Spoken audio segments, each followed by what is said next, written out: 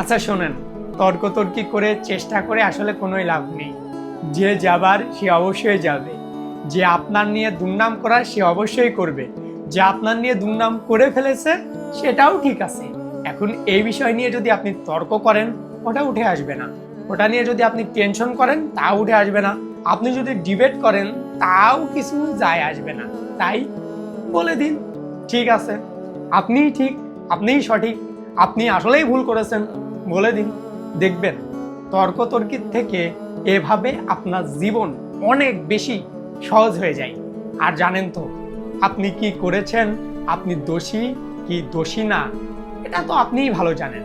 কি দরকার অন্যের কাছে প্রুফ করার আপনি আসলে কে, আপনার দোষ আছে কিনা, কি দরকার? প্রুফ করলেও আপনার হয়তোবা জীবনের পরিবর্তন হবে না, আর না করলেও হয়তো পরিবর্তন হবে না, কি দরকার? তবে হ্যাঁ, যদি পরিবর্তন হওয়ার সম্ভাবনা থাকে তাহলে একটু চেষ্টা করে দেখা যেতে পারে। তবে যদি আলটিমেট পরিবর্তনের সম্ভাবনা না থাকে তাহলে দরকার নেই। ওই সকল লোকের আশেপাশেই যাওয়ারই দরকার নেই যারা আসলে আপনার কাছে থেকেও জানে বা মনে করে আপনি আসলে ভুল লোক।